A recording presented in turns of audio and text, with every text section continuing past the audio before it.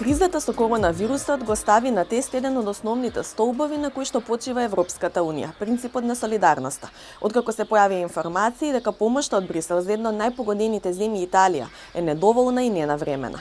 Но каква е ситуацијата на вистина и дали сега после првичниот шок европската машинерија е пуштена во погон и е подготвена да одговори на барањата за помош и од Италија и од останатите земји членки, но и од земјите преговарачи. Во оваа емисија на Агенда 35 зборуваме токму за европската солидарност, но и за други аспекти на кризата. Следете на.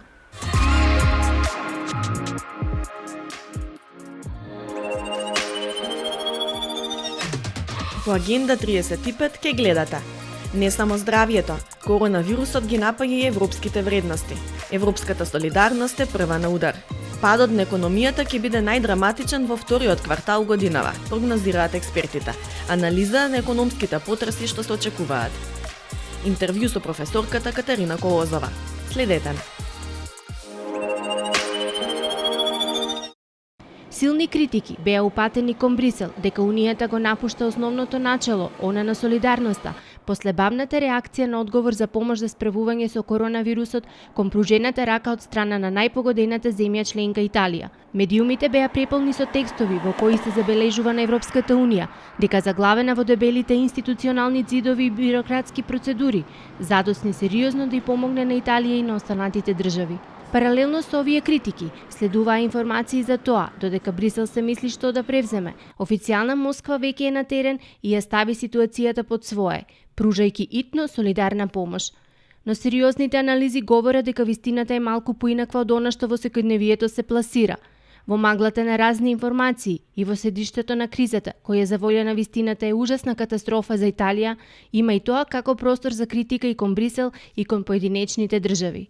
Најмногу, откако Франција и Германија на почетокот на кризата не одговорија на незиното барање за испорака на медицинска опрема. Помошта беше побарана преку Центарот за итна интервенција и координација, а Европската комисија ја проследи молбата до земјите членки. Веднаш потоа се појавија текстовите дека Русија, ама и Кина доаѓаат како спасители. Но реномираниот италијански весник Ла Стампа објави дека помошта од Москва практички и нема големо значење, оти главно се состоела во експерти за нервни отрови и војници од нуклеарна одбрана, инструменти за деконтаминација од хемиски оружја, што Италија и самата ги има и не и требаат. Францускиот председател Емануел Макрон на истија линија со весникот. Во изјава за италијанските медиуми истакна дека многу се зборува за кинеска или руска помош која пристигна во Италија, но забележува дека никој не ги спомнува Франција и Германија, кои откако се фатија во костес со кризата, испорачаа 2 милиони маски и десетици илјади заштитни одела во Италија, со што Макрон најави дека е само почеток на помошта. Во исто време, Германија одлучи во незините болници во 3 покрајни да се лекуваат италијански и француски граѓани заразени од коронавирусот. Германскиот министер за надворешни работи Хајко Мас рече дека германските болници ќе превземат најмалку 47 пациенти од Италија во знак на европска солидарност. Тој додаде дека во оваа криза тие се заедно со италијанските пријатели и само така може да се спротивстават на заканата. А токму одговорот на прашањето како Европската Унија ќе одговори на предизвикот од коронавирусот ќе го одреди незиниот кредибилитет во иднина, согласни се голем дел од европските лидери. Откако на виртуелниот самит, што беше одржан поради ситуацијата, не беше постигнат договор за заеднички економски одговор на пандемијата. Германија и Холандија се спротивставија на притисокот на Италија, Шпанија, Португалија и Франција да се издадат заеднички коронаврзници, за да се помогне на економиите на земјите членки. По ова, Макрон ги предупреди лидерите дека постои ризик пандемијата да ги поткопа основните столбови на Унијата и порача дека Франција ќе се бори за солидарност во Европа. И француската државна секретарка за европски прашања, Амели де Моншален, исто така порача дека европските држави треба заедно да се подготват за излезот од кризата, за крепнувањето како и за последиците. Моншален смета дека државите ќе ја покажат ефикасноста со тоа што ќе бидат заедно и ќе опстојат само ако покажат солидарност. Ставот на француската државна секретарка е дека Европската унија ќе се соочи со екзистенцијални прашања, вклучително и за местото на некои од земјите членки, доколку не излезе обединет од кризата со COVID-19. Лидерите на еврозоната имаат 2 недели да најдат начин како да ја поддржат економијата за време на пандемијата, но во меѓувреме Европската унија покажа силна подготвеност за помош на владите со тоа што се обезбедија 37 милиарди евра во рамките на политиката на кохезија. Европската централна банка објави огромна програма од 750 милиарди евра, а Европската комисија ги олабави правилата за фискална дисциплина. Во однос на Македонија, Европската унија ќе издвои износ помеѓу 65 и 70 милиони евра за справување со предизвиците од коронавирусот. Од овие пари, 4 милиони евра се предвидени за поддршка на здравствениот систем и 62 милиони евра за економско и социјално закрепнување од последиците на пандемијата. Еврокомесарот за проширување Оливер Вархеј информираше дека одобрено ослободување на 50 милиони евра кои беа предвидени како награда на Македонија за реформски постигнувања. Дополнително, Европската комисија ги разгледува можностите за вклучување на земјава во пошироките механизми на Европската унија во справување со COVID-19, како и непречено одвивање на протокот на стоки помеѓу европските и земјите од Западен Балкан, што за нашата земја во голема мера е увозно зависна и исклучително важно. Како што ќе се шири коронавирусот, експоненцијално ќе растат економските последици од пандемијата. Но од сега е тешко да се квантифицираат негативните ефекти од оваа криза, оти никој не може да предвиди колку и до кога ќе се шири коронавирусот. Проценките варираат од поблаги до најпесимистички, според кои рецесијата годинава е неизбежна, а тоа би значило дека следните 2 квартали домашната економија би била во минус. Деновиве и во јавноста се почесто се пласираат катаклизмични сценарија, и тоа не само од страна на опозицијата, од каде што вообичаено и се очекуваат такви прогнози, туку и од представници на владеачката партија. Во отсуство на релевантни проценки од меѓународните финансиски институции, кои допрва треба да ги објават своите ревидирани прогнози, од Министерството за финансии објаснуваат дека што подолго се одолговлекува пандемијата, односно колку повеќе правиме да го ублажиме растот на кривата на инфекцијата, ние всушност го правиме пострмен падот на кривата на економската активност. Сите тие превентивни мерки кои ќе влијаат да се преброди здравствената криза, ќе делуваат негативно на економијата. Во овој момент, сите предвидувања имаат голем број на варијабли, кои прават широк распон на исходот. Во голема мерка зависи од тоа дали во вториот квартал ќе се смири епидемијата, велат од Министерството за финансии. Економистите исто така велат дека економската активност ќе зависи од време траењето и интензитетот на пандемијата. Очекуваат падот на економијата да биде најдраматичен во вториот квартал годинава, со оглед дека во април, а веројатно и поголем дел од мај, ќе останат во сила мерките за ограничено движење. Економијата е, така речи, затворена или она што на англиски го викаме локдаун. Значи, веќе од средината на март имаме сектори кои што се целосно затворени и тоа е она така наречена индуцирана рецесија, која што е наметната од властите за справување со здравствената криза. И вториот дел од економијата, кој што е изложен на кризата, е поради забавената вкупна економска активност, поради пресечените синџири на снабдување, и тоа е веќе највидливо во технолошките зони, каде што повеќето од големите работодавачи всушност најавија дека го запираат производството. Очекувам дека оваа ситуација ќе остане таква со голем потенцијал за дополнително влошување во најголем дел од вториот квартал годинава. Така што очекувам дека падот во вториот квартал ќе биде многу голем и сите треба за тоа да бидеме свесни. Слични се проценките за цела европска економија, бидејќи речиси сите земји од стариот континент донесоа мерки со кои се очекува да запре ширењето на коронавирусот, но се ограничува и економската активност. Нашата земја е поврзана со европскиот пазар, значи главно со европскиот пазар, и тоа најмногу со економијата на Германија преку трговските врски. Ние значи пласираме најголем дел од извозот во Германија и вршиме голем увоз од повеќето европски земји. Така што овие канали сега не се целосно секнати, меѓутоа се значајно редуцирани, како што претходно реков. Така што секако дека колку брзо ние ќе се опоравуваме, исклучително ќе зависи од тоа колку брзо ќе се опоравуваат европските држави. За сега Deutsche Bank објави првични прогнози според кои европската економија годинава ќе има пад од 2,9%. Меѓународниот монетарен фонд сега во април за време на виртуелните пролетни средби, кои што вообичаено се одржуваат секоја година во зградата во Вашингтон, ќе ги објави своите најнови прогнози. Новата извршна директорка Кристалина Георгиева веќе најави дека прогнозите ќе бидат прилично песимистички.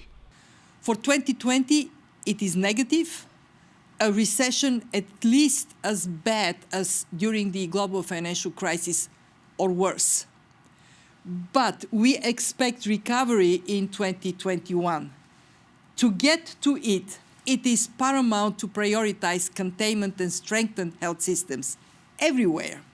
The economic impact is and will be severe, but the faster the virus stops, the quicker and stronger the recovery will be. We strongly support the extraordinary fiscal actions many countries have already taken to boost health systems and protect affected workers and firms. And we welcome the moves of major central banks to ease monetary policy. These are both efforts. They are not only in the interest of each country, but of the global economy as a whole. And even more will be needed, especially on the fiscal front. А во фискалниот домен, државата засега има донесено неколку антикризни мерки кои се проценуваат на околу 200 милиони евра, а се анализираат и нови. Клучната работа во моментов е да се зачува ликвидноста неопходна за да се исплатат плати на работниците. И тоа е особено битно денес, во денешниот момент, бидејќи сме на самиот почеток на април. Ако работодавачите, особено малите предпријатија кои што имаат мал број вработени, и само вработените не ја добијат потребната помош од владата сега, тие ќе започнат со масовна серија на отпуштање. Затоа е битно да се зачува нивната ликвидност и мерките всушност кои што ги гледаме, палетата на мерки низ светот е точно во истата насока. Ние не треба да измислуваме ништо ново, само е добро тие да ги пресликаме на нашите околности и согласно на нашите можности, притоа не заборавајќи дека е битно да се задржи кружниот тек на ликвидноста, што значи дека владата ќе понесе дел од товарот за задржување на ликвидноста на фирмите со цел исплата на плати, но истовремено ќе добие дел од придонесите и даноците кои што работодавачите ќе треба по тој основ да ги платат, за да може да се задржи минимална ликвидност на буџетот, која што, да не заборавиме, е неопходна да финансира барем 3 клучни потреби, значи здравствениот сектор, безбедносниот сектор и социјалната заштита.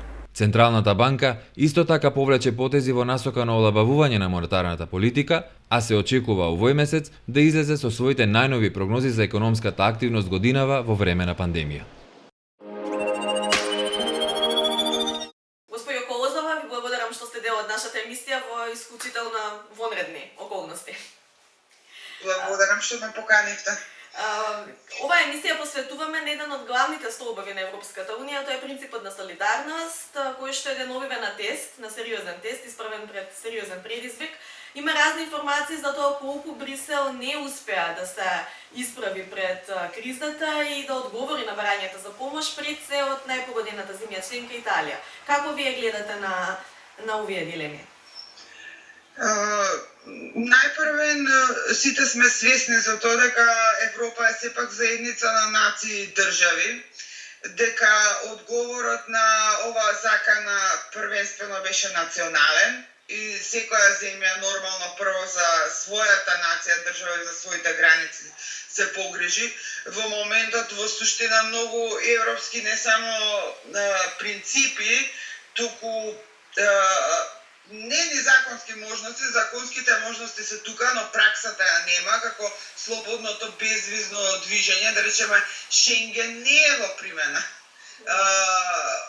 Мислам, во редуцирана и сето тоа нормално законите, како што реков, не се суспендирани, номинално секој има право според правилата на Шенген да се движи низ Европа, но колку е во пракса тоа можно? Кога ќе помислите дека не држави само туку градови, региони и така натаму се под комплетен карантини, не е возможно ни влегување, ни излегување. Така што не само принципи, туку и номинални и легални можности и права во моментот во Европа како Унија се суспендирани во нивната примена затоа што вонредната ситуација налага да биде така. Со оглед на тоа дека Европа, значи, со самата себе, како Унија, во овој момент треба да се разбера, како да кажам, да најде начини како можностите на тоа да се биде дел од Унијата да се употреба за да се помогне на себе, секој на себе на национално ниво, се отворени прашања, бидејќи значи сакам да кажам тие сами кон себе се свртени во моментов за да видат како можат да профитираат од тоа дека представуваат Унија заедница на нации држави, едновремено да се справуваат со проблемот на национално, регионално и локално ниво и истовремено да внимава да не се загрозат определени вредности. Значи, исто како што сме затекнати ние,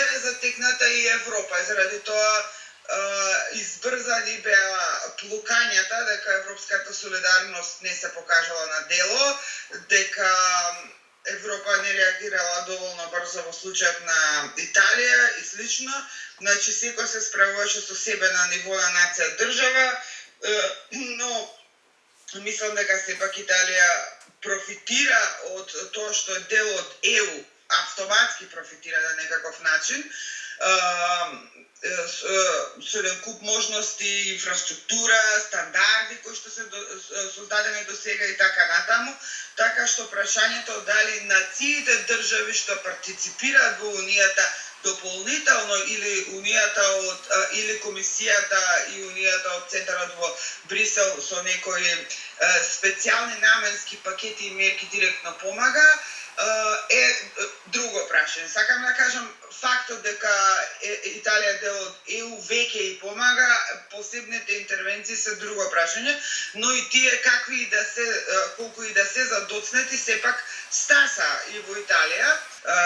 Тие напади беа избрзани, беа популистички и беа резултат на делови од нашето општество кои што се фасцинирани со по-тоталитарни и по-популистички лидери, методи на владење и држави и фасцинирани од нивниот ефикасен одговор на ситуацијата, трудејќи се да ги имитираат нив. Мислам дека, значи, тоа префрлање на ЕУ дека е неефикасна или не солидарна се должи на веќе предодредена пристрасност политичка на одредени делови од нашето општество и нашата јавност. Тука има еден друг аспект. Гледаме дека има интензивна медиумска војна која што се води, па овие сите информации се и на тоа ниво преку лажни вести, преку своевидна пропаганда.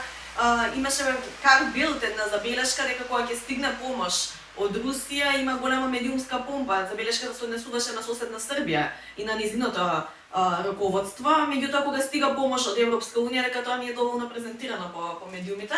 Како вие го гледате овој хаос со лажните вести во цела оваа криза? Тој тип на лажни вести многу брзо се шират заради нашата спонтана, како што реков, фасцинација со пототалитарни типови на владење. Ние постојано зборуваме, ајде да го наречеме, по-левиот дел од јавноста или по-либералниот дел од јавноста, како треба да се ослободиме од еден феномен кој што го нарекуваме груевизам, една, не знам, повеќе доскочица отколку прецизен термин. А сепак остануваме несвесни како еден вид на тоталитарен резон ние и понатаму влечкаме сами со себе и не можеме да се ослободиме од него и фасцинацијата од таквиот тип на резон. Тоа што многу го викаат груевизам си има име, како кое што доскоро беше оспорено, но сега се повеќе се етаблира, се вика и либерална демократија.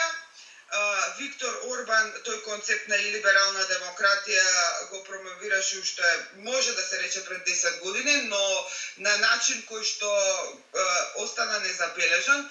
Во 2014-2015 на заедничка средба и јавен настап со Меркел и објасни дека Унгарија од сега па натаму веќе нема да биде либерална, туку илиберална демократија. Меркел беше шокирана што значи тоа. Едно 2-3 години се чуде и остатокот од политичката јавност во која што ги вбројувам и политолозите, научниците, значи од областта на политички науки, јавните интелектуалци, коментаторите на јавните политики и политичарите продолжија да се чудат и да се прашуваат колку има смисла поемот, концептот на Орбан, додека во меѓувреме некои од нас кои ги наблюдува сличните трендови во одредени држави, меѓу кои и нашата, препознавме дека во тоа не само што има логика, не само што има смисла, и не само што не е без визија идеолошка Орбан, напротив, постои визија и препознавме дека добар дел од источноевропските држави веќе се водат според таа парадигма идеолошка. Препознавме дека и не само дел од источноевропските, дека еве и Турција, која што сепак регионално некако на друго место спаѓа, ердоганизмот, па и тој го нарекуваме ердоганизам наместо со неговото вистинско име и либерална демократија. Забележавме дека постои таму, забележавме дека ние сме го имале под плаштот на тоа што го викаме груевизам, забележавме дека се шири на запад и така натаму. И еве веќе од лани јас учествувам на 3 конференции веќе каде што зборуваме за илиберална демократија. Ако таа илиберална демократија, а за публиката да разбере што е тоа, пак ќе ги потсетам на зборчето груевизам за да им доловам зашто станува збор. Ако таа цути внатре во делови од Европската Унија, како во Унгарија, треба навистина да се загрижиме што по оваа ковид криза, впрочем, прашање колку има по оваа криза и колку овој феномен и самиот вирус нема да се враќа, како што некои предвидуваат во циклуси од најмалку 2 години. Токму тоа ми беше и последното прашање, какви ви се очекувањата за посткризниот период? Начнавте вие кои ви се прогнозите, значи како мислите дека Европа ќе успее да излезе од оваа криза од аспект на идеологија и од аспект на оној судир помеѓу либерализмот, тоа што вие го велите и либерализам или и либерална демократија, и порастот на авторитарните стили кои што секако беа во пораст. Дали ќе ги засили или мислите дека ќе успееме некако да се вратиме на оние првични вредности европски? Значи само да допрецизирам, значи и либерална демократија се однесува токму на тоталитарниот стил на владење кој што го гледавме или мекиот тоталитаризам, како што го викаат, што го гледавме кај Орбан, што го гледавме кај нас во време на Груевски, што го гледаме сега кај Вучич. Вучич е препознаен меѓу другото во политичката јавност во Европа веќе како проблеми, се дискутира за него како проблеми, се отвара прашањето како да се справат со него. И со тој феномен на управување во Србија, значи тоа е и либерална демократија. Демократија испразната од либерални вредности, значи испразната од права и слободи, од правото на слободен живот, од почитувањето на поединецот наспроти колективот. Тоа е и либерална демократија и сега таа, значи, како што рековме, ја има веќе или во Европа или во нејзиното најблиско соседство. Некаков центар, мејнстрим европски се труди да го надмине овој предизвик, но, како што рековте, бидејќи овие вонредни мерки налагаат известна привремена, да речеме, не суспензија, на Запад не е суспензија, адаптација на почитувањето на човековите права, може да се случи од оваа ситуација да излеземе, ако излеземе во догледно време, со еден вид на повеќе примери на тоталитарни или меко тоталитарни општества или криза на одредени вредности, како што се човековите права, индивидуалните слободи, правата и слободите на малцинските групи и така натаму. Значи, тие може да се најдат под загроза. Но јас не се согласувам дека Европа за ова веќе не дискутира. Европа за ова дискутирање, Европа е вознемирена и барем незината јавност за институциите, не знам. Германската јавност е вознемирена поради фактот што Виктор Орбан ја злоупотребува ситуацијата во моментов за себе си да се прогласи безмалку за Наполеон. Јас сум сигурна дека и ние сме наблюдувани колку се злоупотребува оваа ситуација за да се промовира малку по-тоталитарен стил на владење со суспензија или непочитување на човековите права. На запад, внатре, во нивните средини, Франција, Германија, се дискутира до кој степен е можна суспензија, иако ја пак не ја нарекувам суспензија, тоа е некој прилагодување на почитувањето на индивидуалните и човековите права и слободи. И внатре на запад во нивните општества има поделени кругови кои го дискутираат и го проблематизираат тоа, значи таа дебата е отворена. Ти благодарам многу за интервјуто. Благодарам за поканата. 2,6 милиони болнички кревети биле на располагање низ Европската Унија во 2017 година, покажуваат последно објавените податоци на Евростат. Скоро 3/4 од нив се користат за лекување на болни, а остатокот се за рехабилитацијска нега, долгорочна нега и кревети за други намени. Ако се анализира бројот на болничките кревети во врска со бројот на население, 504 кревети на 100.000 жители се достапни низ цела Европска Унија. Помеѓу државите членки на Европската Унија, Германија не само што има вкупно најголем број на болнички кревети, туку има и најголем број во однос на населението, односно 800 болнички кревети на 100.000 жители. После неа следуваат Бугарија, Австрија и Унгарија, кои имаат над 700 болнички кревети на 100.000 жители.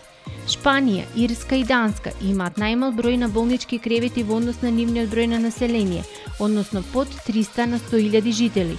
Според Евростат, во нашата држава во 2017 година имало 428 болнички кревети на 100.000 жители. Инаку, помеѓу 2012 и 2017 година, бројот на болнички кревети во Европската Унија се намалил за 3,3%. Најголемо намалување е регистрирано во Шведска и Данска, а најголемо зголемување на бројот на болнички кревети има во Малта и Бугарија. Околу 12,6 милиони тони сапун и детергенти биле произведени во Европската Унија во 2018 година, покажуваат податоците на Статистичката агенција на Европската Унија. Најголем дел, односно 81% од произведените количини, биле детергенти и средства за перење, а само 19% сапуни и органски површинско активни производи.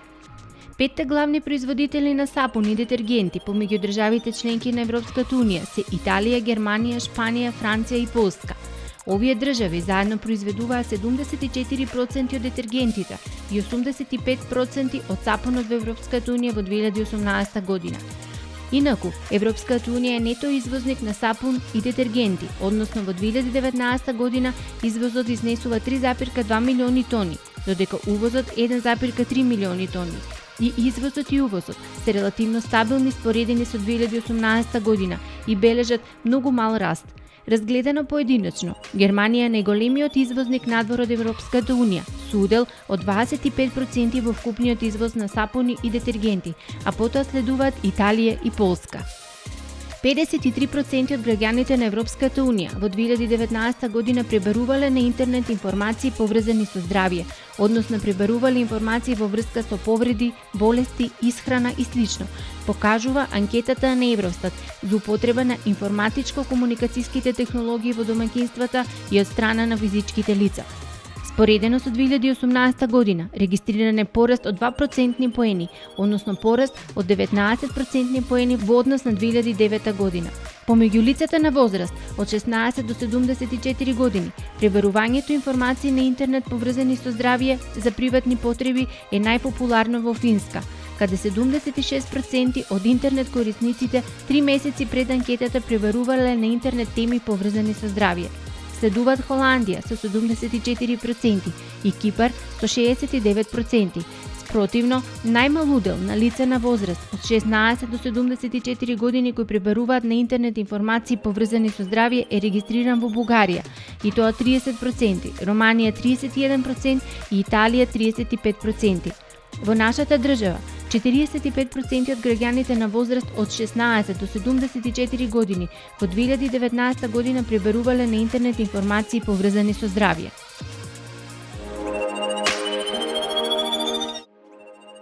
Иако уште пред десетина години, еден ланец на супермаркети во Холандија има воведено систем во кој потрошувачите сами ги скенираат и плаќаат производите, сепак тој систем бара одење на каса после изборот на производите, кои се планира да се купат и понекогаш чекање во ред. Со новиот систем кој го има развиено оваа холандска компанија, се прескокнува последниот чекор, односно процесот на купување завршува со скенирање на саканиот производ на самиот раф. Поточно, потрошувачот потребно е само да го приближи својот мобилен телефон или специјалната картичка за потрошувачи на супермаркетот до саканиот производ, односно ознаката со цена, која е иновативен уред за размена на податоци и реализирање на трансакции. Откако потрошувачот ќе слушне звучен сигнал или ќе забележи дека ознаката со цена трепка со зелено светло, тоа означува дека посокуваниот производ е регистриран и може да се земе. Регистрираните производи одат во дигитална кошничка и може во било кое време да се провери состојбата, пред да се потврди нивното купување. 10 минути откако потрошувачот го скенирал последниот производ што го избрал во супермаркетот, од неговата сметка се одзема соодветниот износ. Потрошувачот, за да може да ја користи апликацијата за мобилен телефон, потребно е во неа само да регистрира своја банкарска сметка и бројот на телефон. Апликацијата води евиденција за се што е купено од страна на потрошувачот. Овој иновативен начин на пристап на купување во супермаркет го забрзува целиот процес, се минимизира бројот на персонал, нема готовинско плаќање и се избегнува чекањето на каса. Следната недела се гледаме со друга тема од процесот на европските интеграции. Вие следете ги препораките на надлежните, чувајте се и останете дома со програмите на Македонската телевизија.